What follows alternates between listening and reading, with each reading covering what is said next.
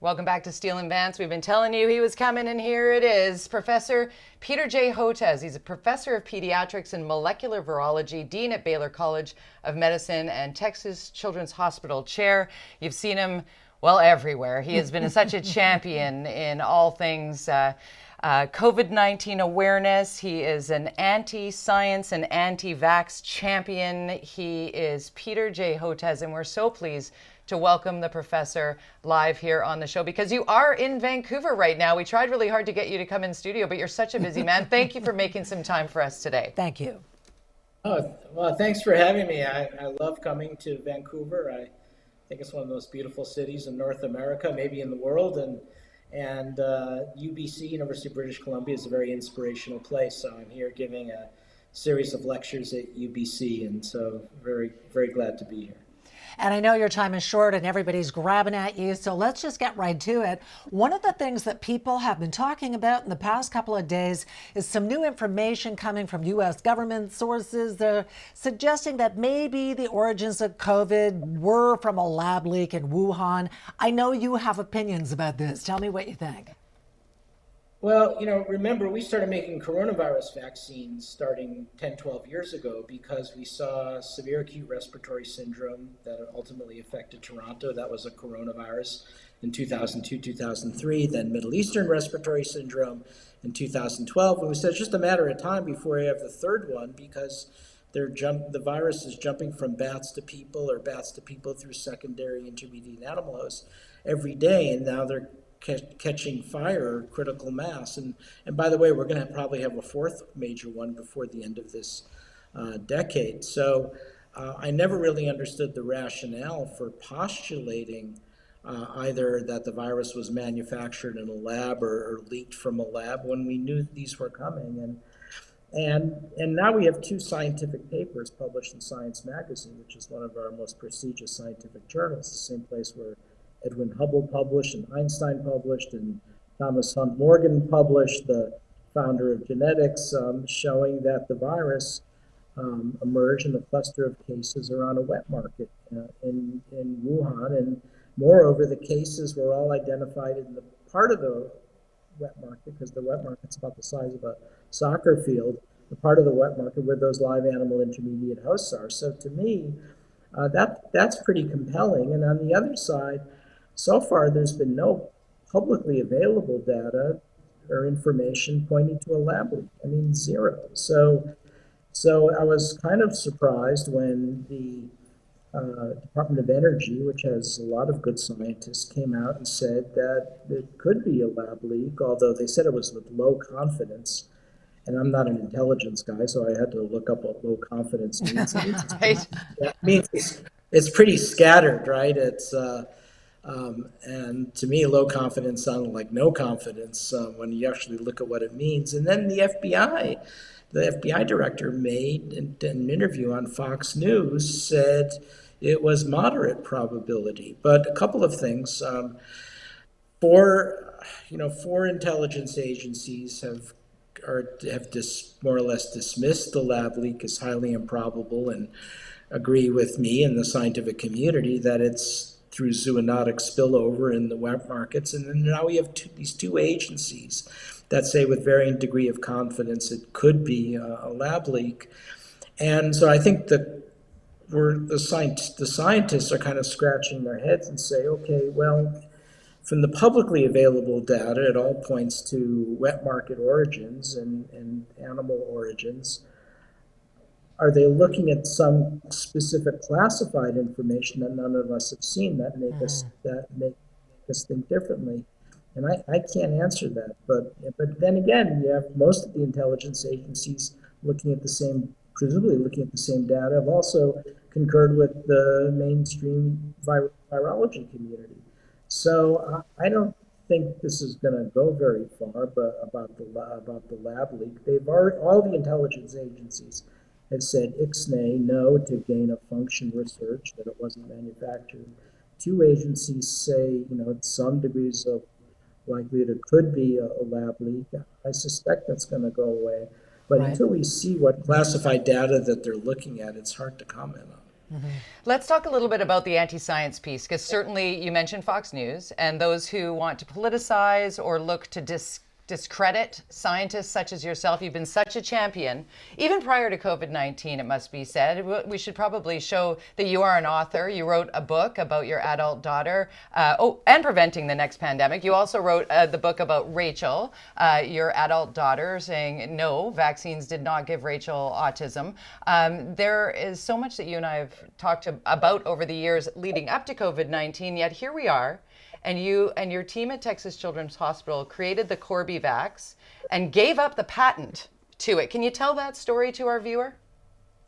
Sure. So, at our Texas Children's Hospital Center for Vaccine Development, part of our School of Tropical Medicine at Baylor, I like to say we make the vaccines that the pharma companies won't make. And so we make vaccines for parasitic infections affecting people who live in extreme poverty, diseases such as schistosomiasis and Chagas disease. And then we started making coronavirus vaccines 10, 12 years ago. And then we're able to pivot that program to make a COVID-19 vaccine when the sequence came online. And ours is an older technology, a recombinant protein made in yeast, the same technology you use to give your kids the hepatitis B vaccine. It's the same technology. It's been around for decades, very excellent safety profile, low cost, and vaccine producers all over Asia and Latin America all produce their own recombinant protein hepatitis B vaccines. So if you want to make global health vaccines, that's a great technology to plug and play with. So that's what we did. We transferred the technology for our recombinant protein COVID vaccine through microbial fermentation in yeast with no patent, minimizing strings attached to vaccine producers in India, Indonesia, Bangladesh, and Southern Africa. And in India, they were successful at scaling up to produce their local vaccine, and we transfer ownership. They call it Vaxx. It's now been given to 75 million doses have been given to kids in India, and another 10 million adult boosters, so 75 million for their primary immunization. And then in Indonesia, they made a second version. They call it Indavac, and because it's a vegan technology, no animal cells or human cells or animal protein, which they certify, they also got it certified as halal. So that's kind of interesting when you scale. So now almost 100 million doses have been administered, and I think we provide a proof of concept that you do not have to be a big multinational pharma company to still do big things, and in order to scale produce those vaccines. So we're very excited about it. And congratulations to you, because it's huge. I want to cycle back to something you said right off the top about how there's going to be another coronavirus or pandemic within the next 10 years. And your latest book is talking about the next pandemic in an era where we are seeing so many people anti-science, anti-vaxxers, and it feels like a lot of the goodwill is maybe gone for wearing the mask and staying at home and what have you. What's coming next, and how are we going to handle it? Yeah, no, this is a huge issue. In fact, I have another book coming out in the summer, and it's called The Deadly Rise of Anti-Science, A Scientist's Warning.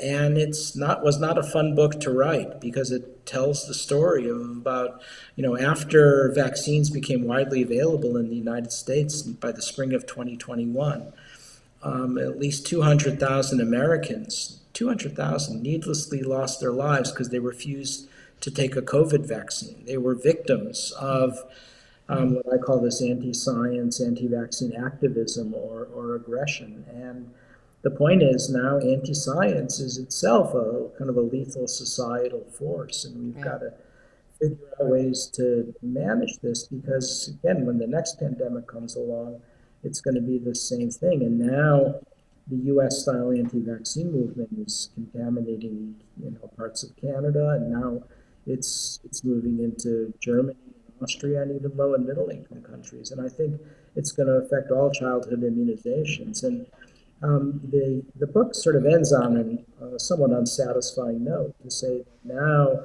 the anti-vaccine movement has become deeply entrenched in American politics on the far right. And it's been promoted by the U.S. House Freedom Caucus in the Congress, and and amplified nightly on Fox News as we document from Media Matters and a social science research group in Switzerland. And it's very tough to talk about because all of our training as physicians or scientists say, you're not supposed to talk about Republicans and Democrats or liberals or conservatives. Right. But what do you do when 200,000 Americans died because of this? I mean, I basically don't care about your conservative politics, even extreme conservative politics. But somehow we've got to uncouple things that are killing people from it. And the book basically ends saying, I think the health sector doesn't know what to do, but there must be people out there who understand how to deal with dangerous movements like this, because the loss of life is just too much and so tragic for families. And it's mostly in my state of Texas and southern U.S. states and part of the Mountain West states where we're seeing that kind of loss of life.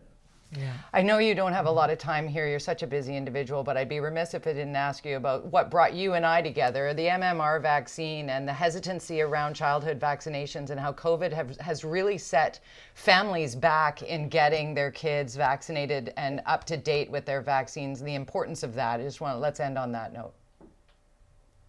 Well, those other diseases never went away. Measles is still a leading killer of children globally, as is whooping cough, and so we still need to vaccinate our kids.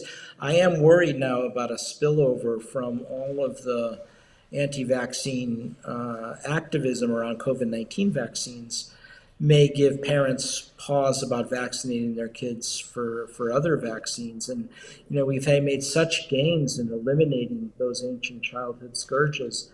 I don't want to see them coming back, but I think we're already starting to see bits and pieces of this in terms of legislation being filed locally in Texas and Florida, because in the U.S., vaccine policies are regulated at the state Right.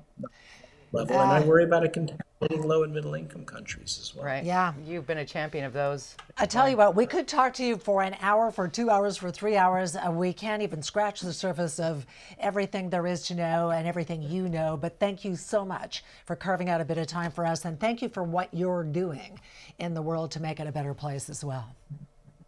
Well, thank you both. And Jody and I have been through a few battles together, so it's great to talk to you face to face rather than on a phone or on audio Zoom call. So good luck to both of you.